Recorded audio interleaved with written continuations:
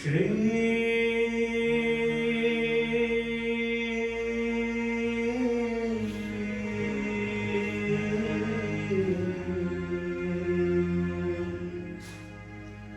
कृष्ण चरण कमलेभ्यो नमः। श्री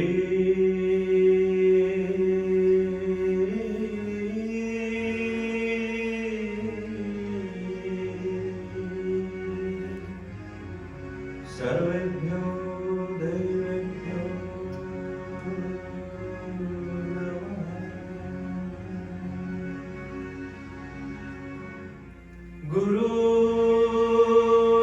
गुरुर्ब्रह्मा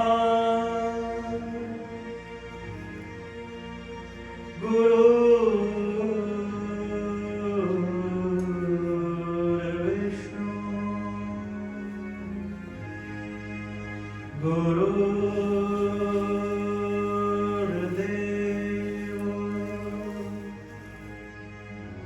महेश्वरः।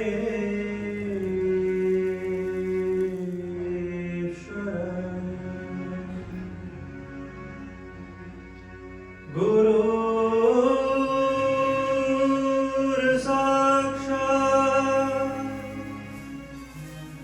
परब्रह्म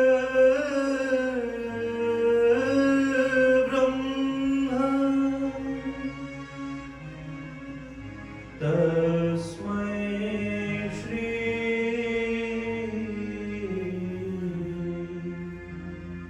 गुरुवे नमः।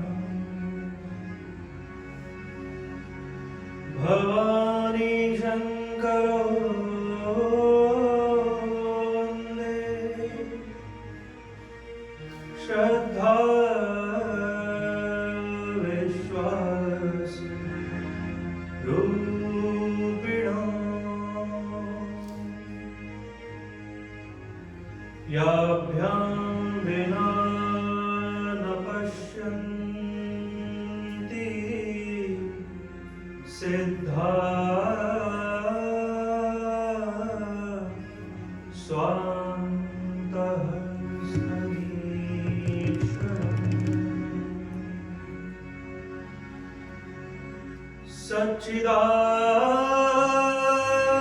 सच्चिदानन्द रूपाय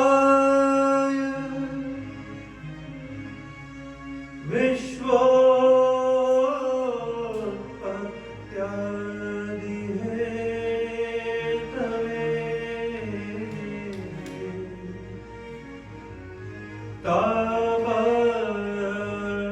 तापत्रय विनाशाय श्री कृष्णाय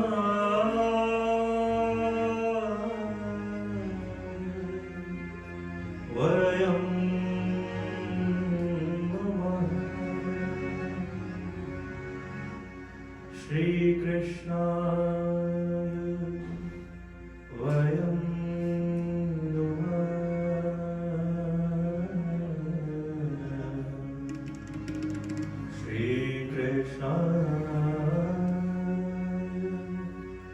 वयं नमः। बोलिए श्री वृंदावन बिहारी लाल की जय। श्री भागवत भगवान की जय। नमः पार्वती पतये हर हर महादेव। हर हर महादेव। हर हर महादेव।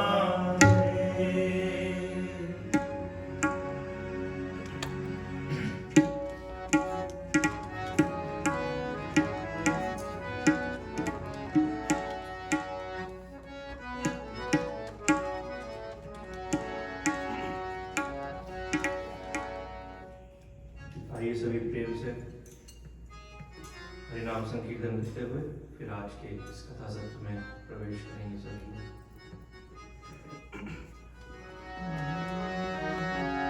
जय राधे गोपाल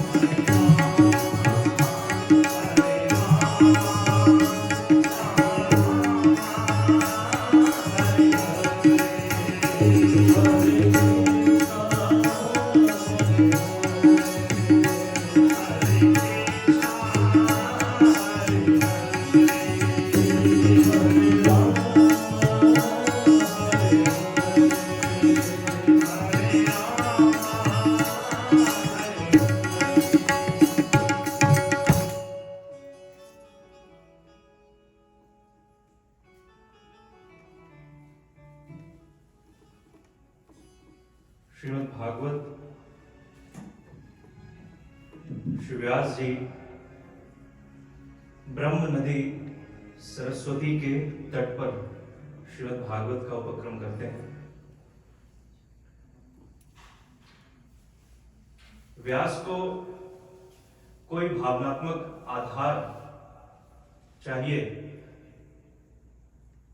श्रीमद् भागवत जैसे ग्रंथ की रचना के लिए, और तब ध्यान में श्री व्यास प्रवेश करते हैं और ध्यान में भाव के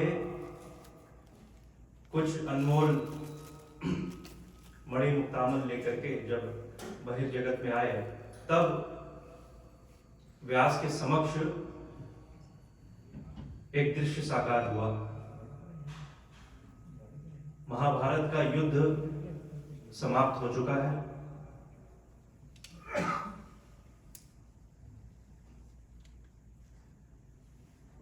कौरव पक्ष की पराजय हो गई, पांडव विजयी हो गए। भीम के गदा प्रहार से घायल हो चुका दुर्योधन युद्ध भूमि में पड़ा हुआ है। पास में ही पड़ा है घायल चित्त अश्वत्थामा, जिसके पिता द्रोणाचार्य को पांडवों ने युद्ध में वध कर दिया। अपने पिता के मृत्यु का बदला लेने की प्रतिशोध की ज्वाला में धधक रहा है। बड़ा क्रूर दिख रहा है अश्वत्थामा। दुर्योधन ने देखा कि एक एक करके उसके सभी 99 भाई मारे जा चुके हैं। युद्ध भूमि सभी कौरवों के मृत शरीरों से पटी पड़ी है। कहीं दूर पड़े हैं शरशैया पर पितामह भीष्म, कहीं पास में मृत पड़े हुए हैं गुरु द्रोणाचार्य, वहीं पे कहीं मृत पड़ा हुआ दानवीर महारथी कर्ण, कहीं पर मृत पड़ा हुआ जयद्रथ, कहीं पर मृत पड़े हुए शकुनी।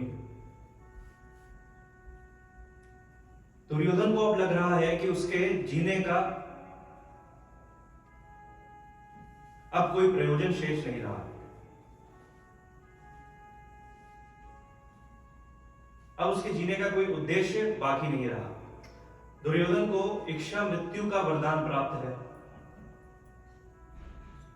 और जैसे ही दुर्योधन मृत्यु का संकल्प करने को हुआ तो अश्वत्थामा ने रोका उसे। कहा, महाराज एक क्षण को ठहरिए। मृत्यु तो अविसंभावी है, अनिवार्य है, मृत्यु तो होगी ही, लेकिन आपकी मृत्यु से पूर्व मैं आपको महाभारत के संग्राम की अंतिम परिणति कौरव विजय भेंट के स्वरूप में देना चाहता हूं। मेरे पास एक योजना है।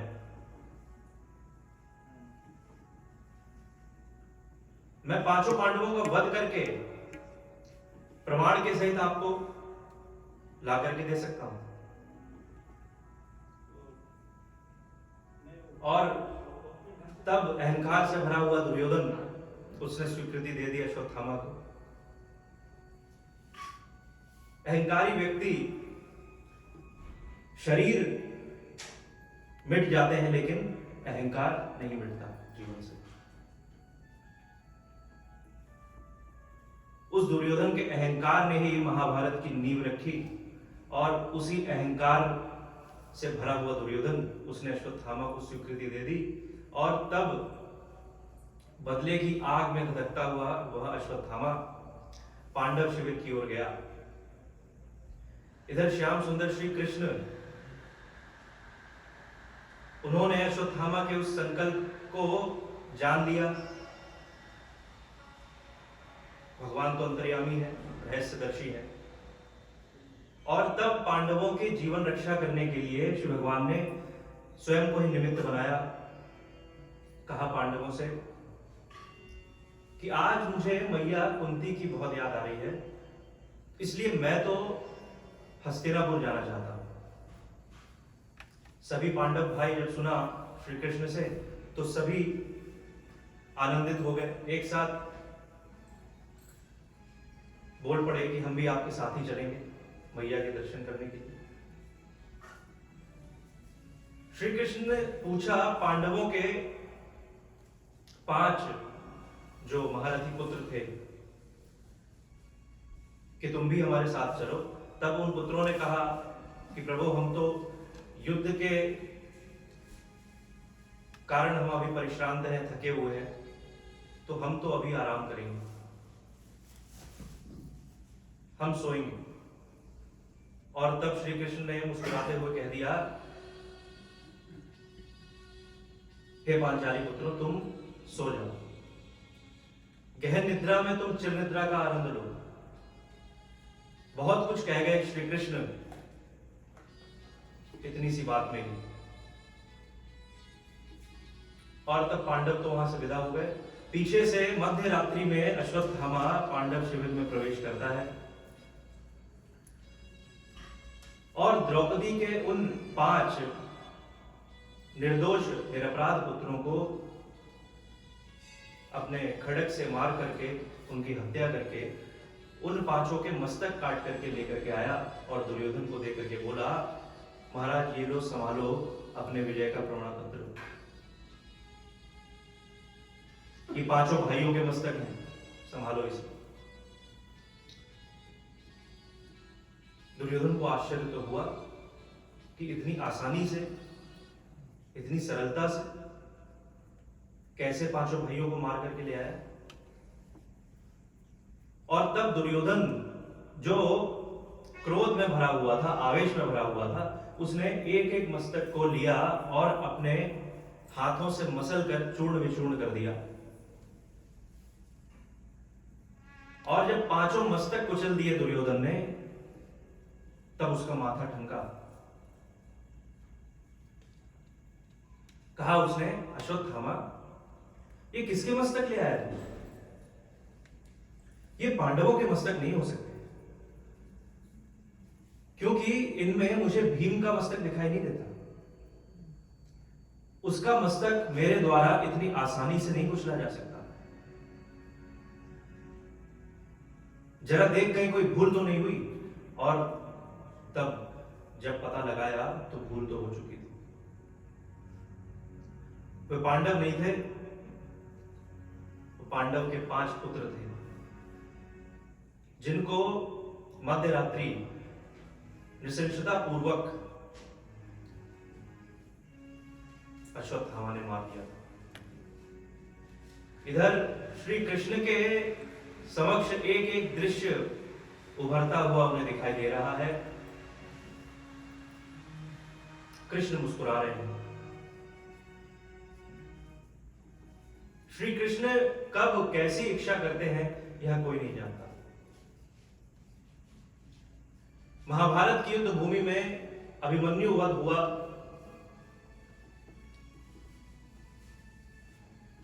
सभी पांडव शोक के महासागर में डूब गए। श्री कृष्ण मुस्कुरा रहे हैं। अश्वत्थामा ने द्रौपदी के 5 निरपराध पुत्रों को मार दिया। श्री कृष्ण देख रहे हैं, जान रहे हैं, चैतन्य है, जागृत है, प्रसन्न है।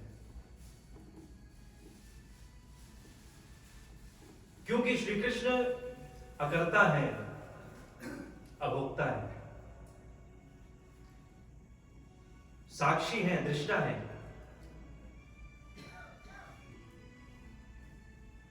किसी भी कार्य में श्री कृष्ण सक्रिय नहीं है, लेकिन निष्क्रिय भी नहीं है। उनकी कोई सक्रियता नहीं है, लेकिन वह मात्र दृष्टा है, साक्षी है। उनके साक्ष्य में ही कार्य संपन्न होते हैं। उनके बिना इस प्रकृति में एक पत्ता भी नहीं हिल सकता।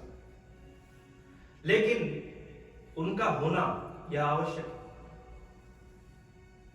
उनकी कोई भूमिका नहीं है। दृष्टा है, इसलिए जो कृष्ण करते हैं वह लीला है। लीला में आनंद है जीवन का, लीला में समाधान है। लीला नित्य है, लीला शाश्वत है। लीला अहंकार जनित नहीं है। हम जो करते हैं वह अहम प्रेरित कर्म है हमारा। उसमें हमारा कर्तृत्व है, भोक्तत्व है। इसलिए जो हम करते हैं वह लीला नहीं है, वह तो कर्म है। कर्म में दुख है, पीड़ा है, व्यथा है, संताप है। उसमें हमारा अंतर्निहित अहंकार छुपा हुआ है कि ये कार्य मेरे द्वारा हुआ, इसलिए उस कार्य का जो परिणाम होगा उसका भार भी हमें ही वहन करना पड़ेगा। कार्य और कारण की श्रृंखला में हम एक छोटे से अंश के मात्र के बराबर है।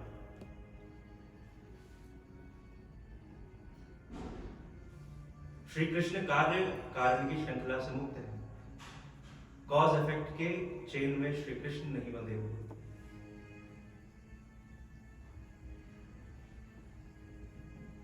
क्योंकि इस संपूर्ण प्रकृति में जो कुछ भी होता है उसकी जो अंडरलाइन कॉज है, जो उसमें उसका जो आधारभूत सिद्धांत है, जो आधारभूत शक्ति है, वह श्री कृष्ण है। उनकी इच्छा के बिना कुछ होता नहीं। एक एक दृश्य श्री कृष्ण को दिखाई दे रहा है। अश्वत्थामा ने कैसे द्रौपदी के पुत्रों का वध कर दिया, और तब अगले दिन जब 5 पांडव, श्री कृष्ण, द्रौपदी सब जब पुनः कुरुक्षेत्र आए, जब पांडव शिविर में प्रवेश किया तो देखा कि कोई हलचल नहीं है,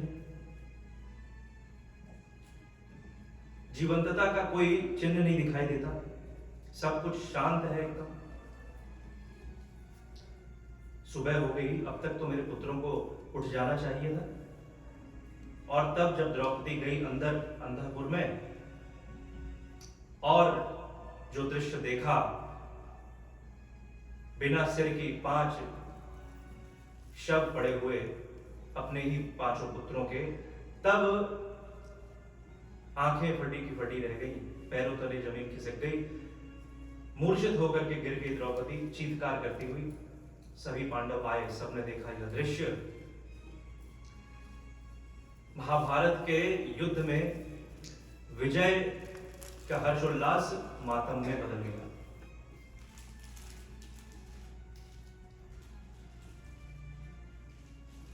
महाभारत युद्ध में यह विजय की बहुत बड़ी कीमत चुकाई इन पांडवों ने। द्रौपदी मूर्छा से पुनः जागृत हुई, सचेत हुई। सभी पांडवों ने संभाला अपने आप को। अर्जुन ने प्रतिज्ञा की, द्रौपदी, मैं तुम्हारे 5 पुत्र को जीवित तो नहीं कर सकता, लेकिन मैं प्रतिज्ञा करता हूं कि अपने इन 5 पुत्रों के अंत्येष्टि क्रिया के बाद जो स्नान होता है वह तो उस आतताई के मस्तक पर बैठ करके करेगी। यह मेरी प्रतिज्ञा है। श्री कृष्ण की ओर देखा अर्जुन ने, पूछा, श्याम सुंदर, तुम तो सब जानते हो, कौन है ये आतताई? कौन है वह क्रूर जिसने ऐसा जघन्य अपराध किया? श्री कृष्ण ने कहा, अश्वत्थामा, और कौन होगा? जिसके पिता को तुमने महाभारत की युद्ध भूमि में छल से मारा, वही अश्वत्थामा, उसी ने तुम्हारे पुत्रों को भी छल से मार दिया।